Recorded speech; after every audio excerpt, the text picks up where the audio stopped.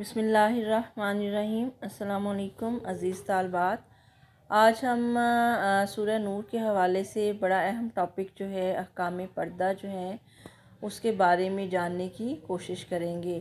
پردہ اسلامی شریعت میں عورت کے لیے جو ہے بہت لازمی اور ضروری قرار دیا گیا ہے، اور عورت کو اسلامی معاشرے میں کھلم کھلا مردوں کی طرح جو ہے آزادانہ گھومنے اور پھرنے کی اجازت نہیں ہے۔ اسلام نے عورت کی عزت و تکریم کا پورا لحاظ رکھا ہے، جو کسی بھی دوسرے مذہب اور معاشرے میں عورت کو حاصل نہیں ہے۔ اس لیے سورہ نور کے حوالے سے جو پردے کے ٹاپکس ہیں، جو آیات ہیں، وہ بڑی اہم آیات ہیں کہ اس میں عورت کو کس طرح سے جو ہے اسلام نے عزت و تکریم بخشی اور اس کو پردے کا حکم دیا، تاکہ وہ معاشرے کے ایسے لوگوں سے جن کی نظروں میں فریب ہو، بدکاری کا شائبہ ہو، ان سے محفوظ رہ سکے۔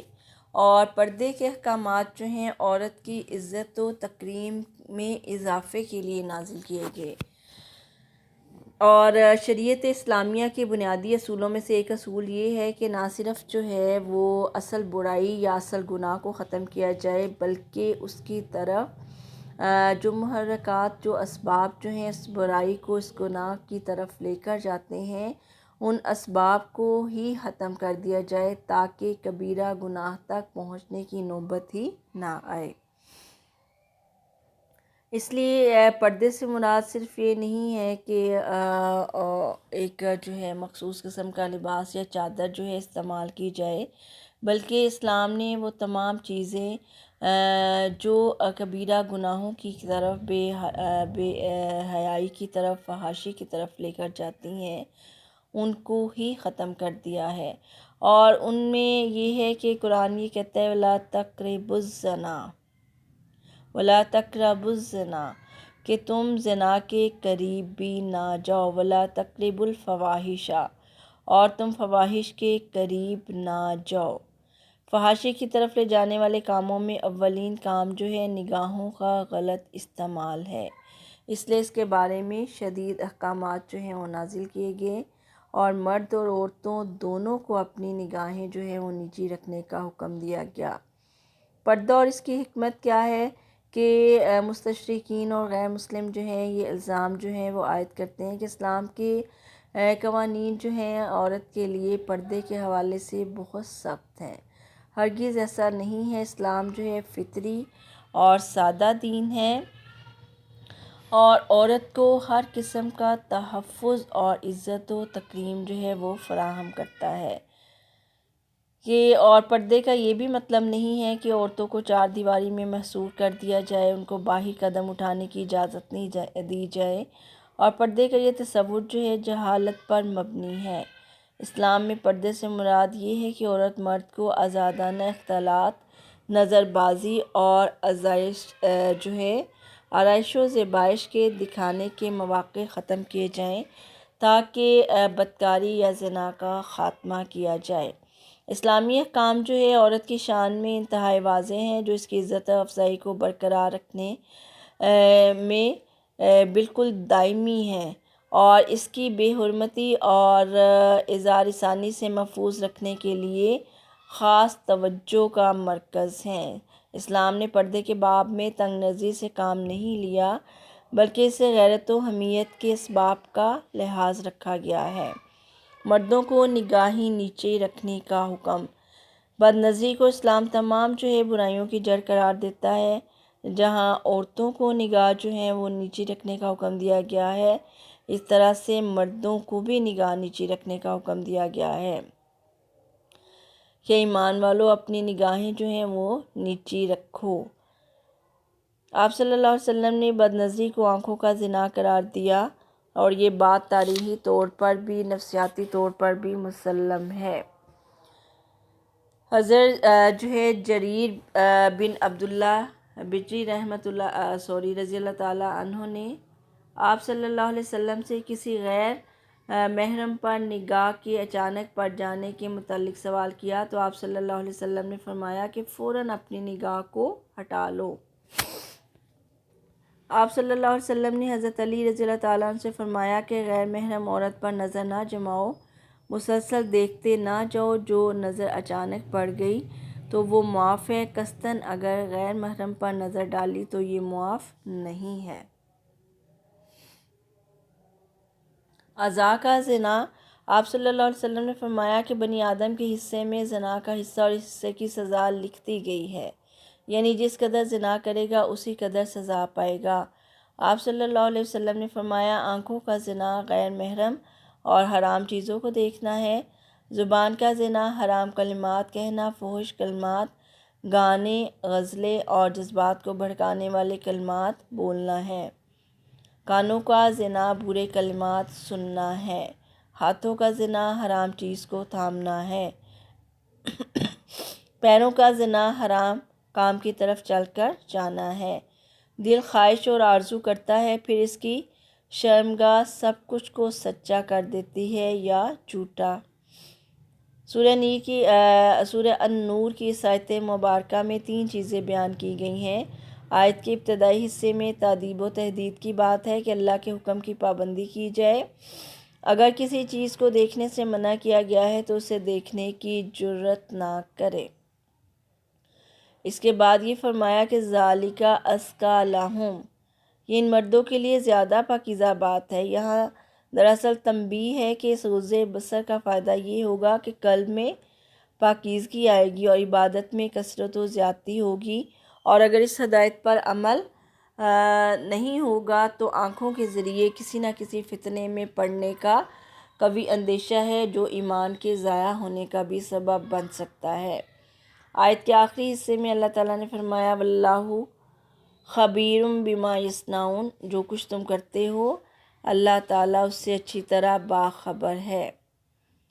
قل للمؤمنین یغضوا من ابصارہم، کہ کہہ دیجئے مومن مردوں سے یغضوا من ابصارہم، کہ وہ اپنی نگاہوں کو نیچی رکھا کریں، اور یہی حکم جو ہے خواتین کو بھی دیا گیا، اور پھر اس کے بعد جو ہے مردوں کو شرمگاہوں کی حفاظت کا حکم دیا گیا۔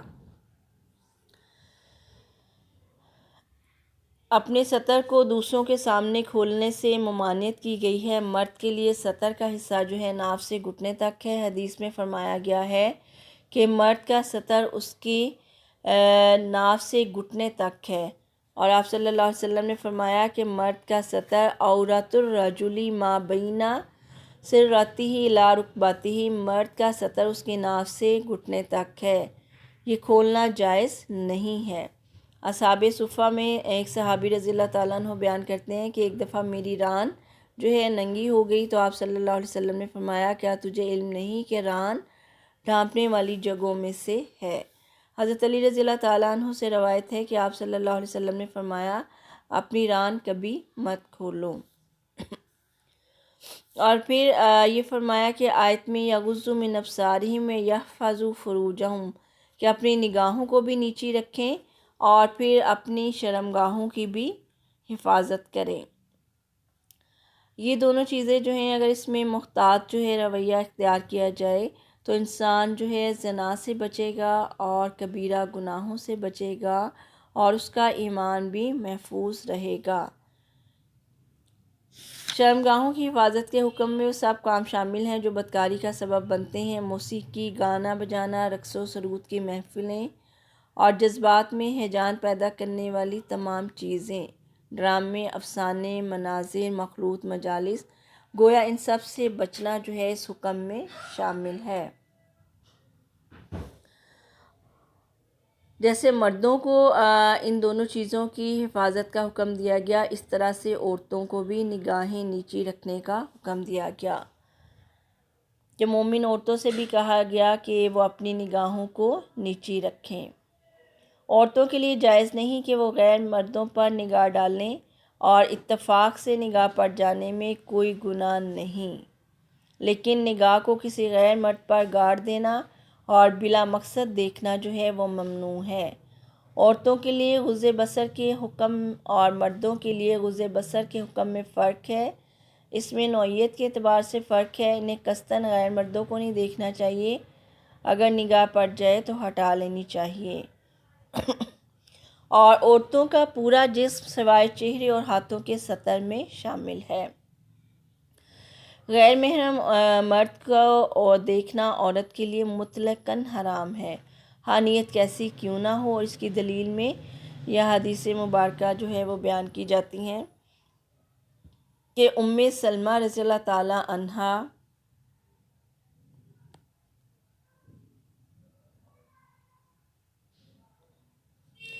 رضی اللہ تعالیٰ عنہ اور حضرت میمونہ رضی اللہ تعالیٰ عنہ آپ صلی اللہ علیہ وآلہ وسلم کے پاس بیٹھی تھیں۔ اتنے میں نابینا صحابی حضرت عبداللہ ابن مکتوم رضی اللہ تعالیٰ عنہ آئے۔ آپ صلی اللہ علیہ وآلہ وسلم نے ان دونوں خواتین کو اٹھ کر پردے کے پیچھے چلے جانے کا حکم دیا، تو انہوں نے فرمایا کہ وہ تو نابینا ہے۔ آپ صلی اللہ علیہ وآلہ وسلم نے فرمایا، کیا تم دونوں بھی نابینا ہو؟ کیا تم انہیں نہیں دیکھتی؟ حضرت ام سلمہ رضی اللہ تعالیٰ عنہ نے وضاحت فرمائی کہ یہ واقعہ پردے کے احکام نازل ہو چکنے کے بعد کا ہے۔ اس طرح سے حضرت عائشہ صدیقہ رضی اللہ تعالیٰ عنہ کے پاس ایک نابینا صحابی آئے تو انہوں نے ان سے پردہ کیا، تو پوچھا گیا کہ وہ تو نابینا ہے، فرمایا لیکن میں تو انہیں دیکھتی ہوں۔ عورتوں کو بھی شرمگاہوں کی حفاظت کا جو ہے حکم دیا گیا۔ اس آیت کریمہ میں دوسرا حکم یہ ہے کہ وَيَحْفَظْنَ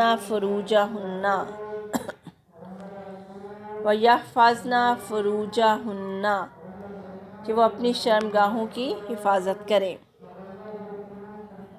یہ بھی پاک دامنی کو محفوظ رکھنے کا اشارہ ہے۔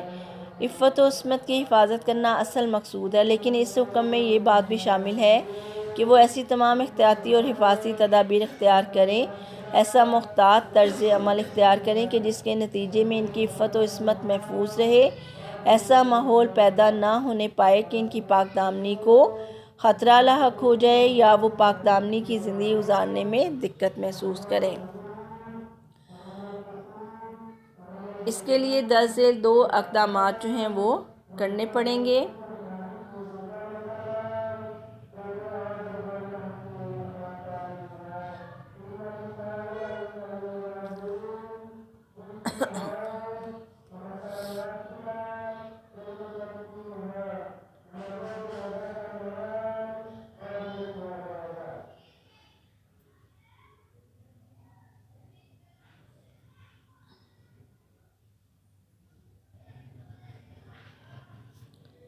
اس کے لیے جو ہے وہ 2 اقدامات کرنے پڑیں گے، یغضضن من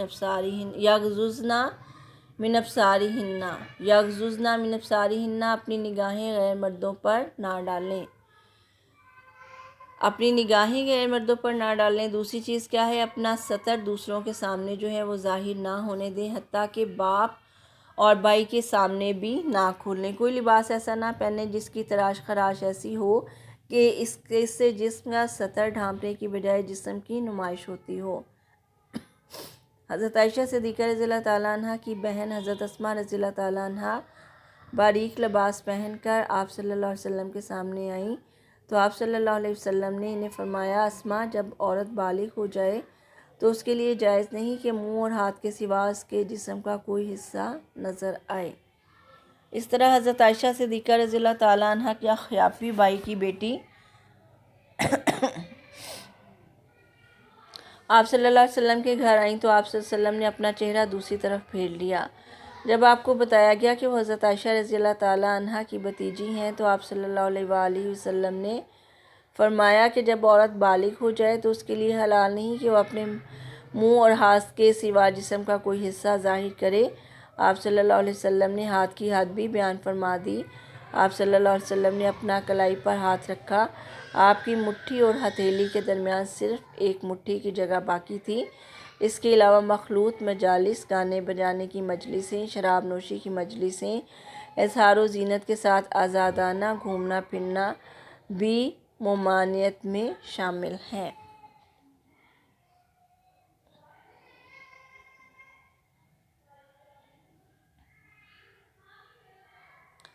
پھر پردے کا حکم اور انداز جو ہے وہ سکھایا گیا کہ عورتیں اپنے سینوں پر اپنی اوڑھنیاں جو ہیں اوڑھنیوں کی آنچل ڈالے رہیں، اور جو ہے خمار کی جمع ہے۔ خمر اس کپڑے کو کہتے ہیں عورت سر پر استعمال کرتی ہے اور اس سے گلا اور سینہ بھی چھپ جائے۔ جیوب جو ہے جیبن کی جمع ہے، جس کا معنی ہے گریبان۔ زمانہ قدیم سے گریبان سینہ ہی پر ہونے کا معمول ہے، اس لیے جیوب کو چھپانے سے مراد سینے کا چھپانا ہے۔ بِخُمُرِہِنَّ عَلَىٰ جُیوبِہِنَّ، بخمر جو ہے خمار کی جمع ہے۔ خمر اس کپڑے کو کہتے ہیں جو عورت سر پر استعمال کرے اس طرح سے کہ اس سے گلا اور سینہ بھی چھپ جائے۔ جیوب جیبن کی جمع ہے اور اس کے معنی ہے گریبان۔ زمانہ قدیم سے گریبان سینہ ہی پر ہونے کا معمول ہے، اس لیے جیوب کو چھپانے سے مراد سینے کا چھپانا ہے۔ اس سلسلے میں معارف القرآن میں لکھا ہے کہ زمانہ جاہلیت میں عورتیں دوپٹہ سر پر ڈال کر اس کے دونوں کنارے پشت پر چھوڑ دیتیں، اس سے گریبان اور گلا اور سینہ اور کان کھلے رہتے۔ اس لیے مسلمان عورتوں کو حکم دیا گیا کہ وہ ایسا نہ کریں بلکہ دوپٹے کے دونوں پلے ایک دوسرے پر الٹ دیں تاکہ سب اعضاء جو ہے چھپ جائے۔ ابن کثیر دور جاہلیت میں عورتوں کے بارے میں لکھتے ہیں کہ عورتیں سر پر ایک طرح کے کساوے باندھتی تھیں، اس کی گرہ جوڑے کی طرح پیچھے چوٹی پر لگائی جاتی، گریبان، گلا اور اوپر کا حصہ جو ہے کھلا ہوتا اور سطر کی جگہوں کو چھپانے کا بھی کوئی معقول انداز اختیار نہ کیا جاتا۔ اس پر دوپٹے کا حکم جو ہے نازل ہوا کہ سر، کمر اور سینے کو اچھی طرح سے ڈھانپا جائے۔ صحابہ کرام رضی اللہ تعالیٰ عنہم نے جب یہ حکم سنا تو فوراً گھروں کی طرف بھاگے۔ انصار کی کسی عورت نے اپنا کمر جو ہے پٹا کھول کر اور کسی نے چادر کا دوپٹہ بنا لیا۔ دوسرے روز صبح کی نماز میں جتنی عورتیں بھی آئیں انہوں نے دوپٹے اوڑھ رکھے تھے۔ حضرت عائشہ رضی اللہ تعالیٰ عنہ فرماتی ہیں کہ عورتوں نے باریک کپڑے چھوڑ کر موٹے کپڑے لے کر ان کے دوپٹے بنا لیے۔ اس دوپٹے کی شکل ہرگز ایسی نہ تھی جس طرح آج رائج ہے، یہ محض ایک بل دے کر گلے کا ہار بنا لیا جاتا ہے۔ اس وقت کی عورتوں نے دوپٹے کے حکم کے نفاذ کی حقیقت کو جان لیا اور وہ سمجھ گئیں کہ باریک کپڑے کے دوپٹے شریعت کے حکم کے مقاصد حاصل کرنے کے لیے پورے نہیں ہیں، اور جن کے پاس باریک دوپٹے تھے انہوں نے اس کے نیچے موٹا کپڑا جو ہے وہ لگا لیا۔ صدق اللہ العظیم۔